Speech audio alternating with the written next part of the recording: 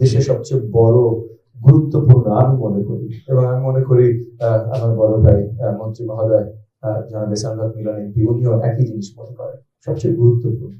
আমরা এটার মন্ত্রী হয়েছে বলে না, বাট আমরা এটা মনে করি বলেই হয়তো মাননীয় প্রধানমন্ত্রী আমাদেরকে এই মন্ত্রণালয়ের দায়িত্ব দিয়েছেন। কারণ শিক্ষাটা যদি আমরা ঠিকভাবে সাজাতে না পারি, তাহলে পুরো দেশ গঠনে আমরা কিছু করতে পারবো না। আপনি একটা বিল্ডিং দাঁড়া করাবেন, আপনি ফাউন্ডেশন তৈরি করেননি, আপনি কত উঁচা বিল্ডিং করবেন, কোনো লাভ হবে না। তো শিক্ষাটা হলো ফাউন্ডেশন।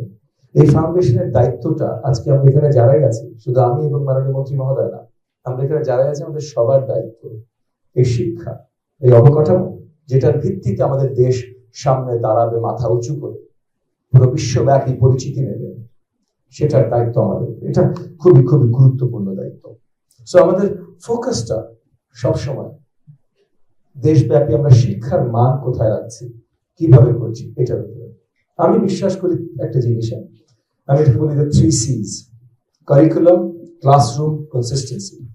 কারিকুলাম, ক্লাসরুম, কনসিস্টেন্সি, এই তিনটা জিনিস যদি থাকে, আমি মনে করি আরো অনেক খুঁটিনাটি থাকবে, বাট বড় দাগে যদি এই তিনটা জিনিস আমরা ভালো মাপের করতে পারি, কারিকুলাম যদি ভালো হয়, ক্লাসরুমে যদি সেটা শিক্ষাদানটা ঠিকভাবে হয়, এবং পুরো দেশব্যাপী যদি এটা কনসিস্টেন্ট হয়, যেন আমাদের দেশে 27টা ভিন্ন ধারা আছে, মাদ্রাসারই 5টা ভিন্ন ধারা আছে, ইংলিশ মিডিয়াম স্কুল আছে, বাংলা মিডিয়াম স্কুল আছে, টেকনিক্যাল আছে, অনেক কিছু আছে, এই সবগুলোতে আমাদের কনসিস্টেন্সি নিয়ে আসতে হবে।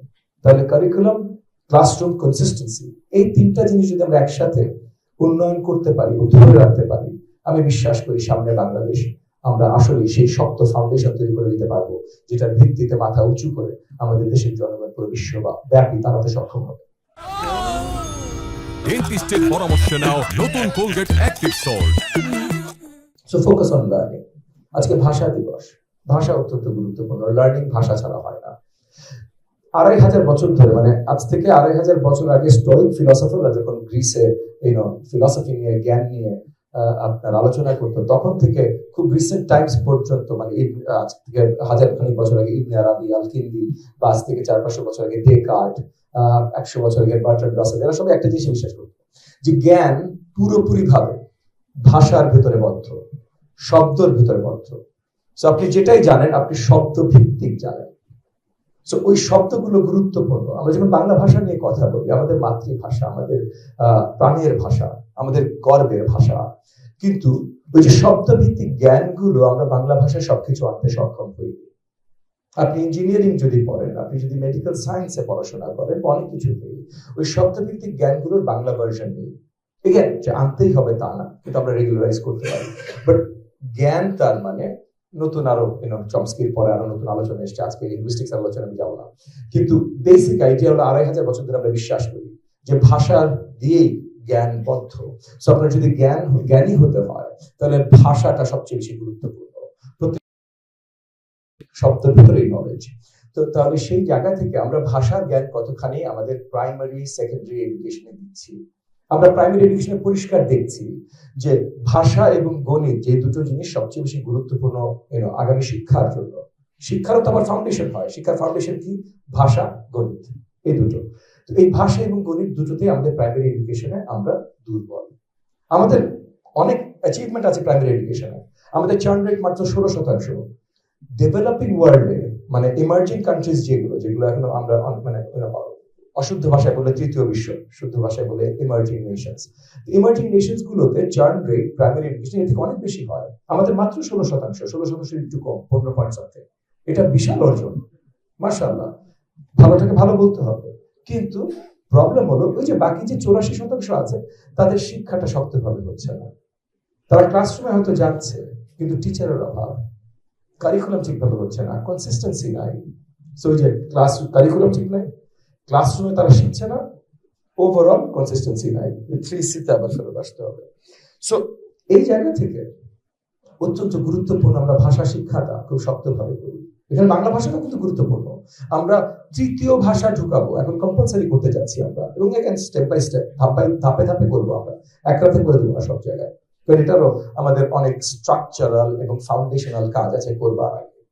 কিন্তু ইংরেজি শেখার আগেও বাংলা ভাষাটা, ভাষা, কমিউনিকেশন, শব্দ, জ্ঞান, এই জিনিসগুলো গুরুত্বপূর্ণ। আমরা আমাদের সন্তানদের দেশব্যাপী ইংরেজি শেখাতে সক্ষম হচ্ছি না, কিন্তু সেটা পরে ভাই, আমরা আগে ভাষা শেখাতে সক্ষম হচ্ছি না, বাংলাটাই ঠিকভাবে শিখছে না। তো এই শিক্ষাটা অত্যন্ত গুরুত্বপূর্ণ, এখানে ফোকাস আনতে হবে। এখানে যদি কারিকুলামে চেঞ্জ প্রয়োজন হয়, আমি এবং মাননীয় মন্ত্রী মহোদয় আমরা আলোচনা করেছি এবং আগামীতে হয়তো আমরা টাস্ক ফোর্স গঠন করব। আমরা মন্ত্রণালয় আপনাদের সাথে আলোচনার মাধ্যমে এমন জায়গায় যাব যেখানে ভাষার কারিকুলামটা যেন আমরা আরো শক্তভাবে করতে পারি। কিন্তু যেটাই করব আমরা আপনাদের সাথে আলোচনার মাধ্যমে এবং সময় নিয়ে সঠিকভাবে, হুটহাট কোনো কিছুতে আমি এবং মাননীয় মন্ত্রী মহোদয় দুজনে একজন বিশ্বাসী না। সো ওই যে ওয়ার্ল্ড ক্লাস এডুকেশন, এটা কনসিস্টেন্টলি সব জায়গায় দিতে হবে। Bangla medium, English medium, Alia মাদ্রাসা, কওমি মাদ্রাসা, আমরা ইউনিফর্মিটি আনতে চাই। আপনি যে স্টাইলেই পড়েন না কেন, জ্ঞানের ভিত্তিটা যেন, আপনি কওমি মাদ্রাসায় 6 স্ট্যান্ডার্ড হিসেবে পাশ করেছেন, আপনি ইংলিশ মিডিয়ামে 6 স্ট্যান্ডার্ড হিসেবে পাশ করেছেন, আপনার জ্ঞানের ভিত্তিটা যেন কনসিস্টেন্ট থাকে, এটা গুরুত্বপূর্ণ। আপনি কওমি মাদ্রাসায় গেছেন, আপনি হাফেজিয়া পড়ছেন, আপনি কোরআন, এটা অত্যন্ত গুরুত্বপূর্ণ আমাদের ধর্মীয় আলোকে দেখলে। কিন্তু তাই বলে আপনার বাংলাটা আবার হালকা হয়ে যেতে পারে না। বাংলা কমিউনিকেশন স্কিল, নলেজ, এটা আপনার থাকতেই হবে। সো ওই স্ট্যান্ডার্ড গুলো আমরা সেট করব।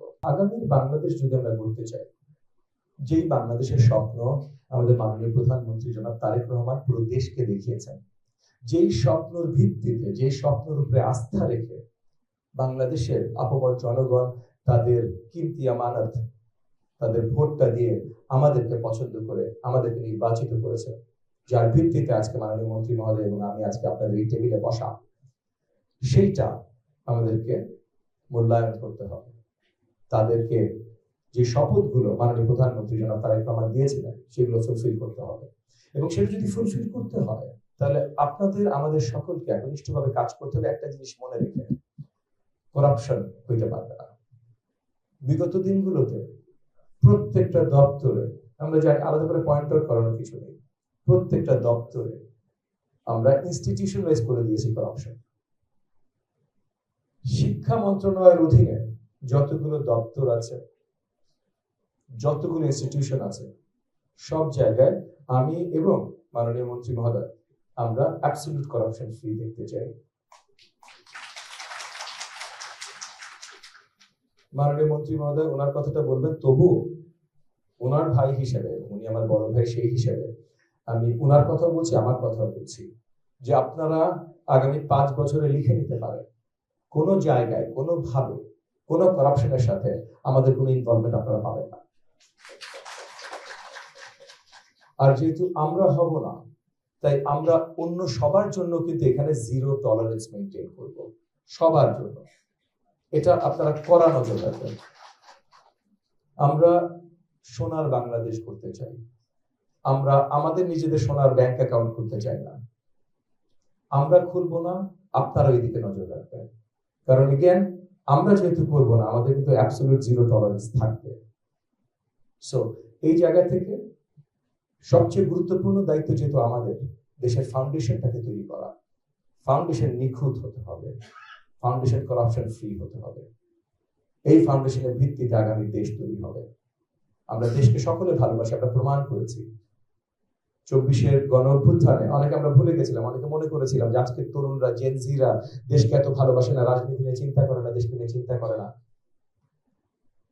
24 জুলাইতে যখন আমি রাজপথে ছিলাম, আমি দেখেছি প্রত্যেকটা ঘরে ঘরে বাচ্চারা, মারা, আমার রিক্সাওয়ালা ভাই থেকে ভ্যানওয়ালা ভাই, দোকানদার, কেউ বাদ নেই, সবাই রাস্তায় ছিল, সবাই পুলিশের গুলি বা অন্য কারোর ব্যাটন চার্জ, গুলি চার্জের একদম সম্মুখে দাঁড়িয়েছিল, কেউ এক পা পিছনে নেই। দেশকে ভালোবাসার প্রমাণের থেকে বেশি হতে পারে না। আমরা সবাই দেশকে ভালোবাসি।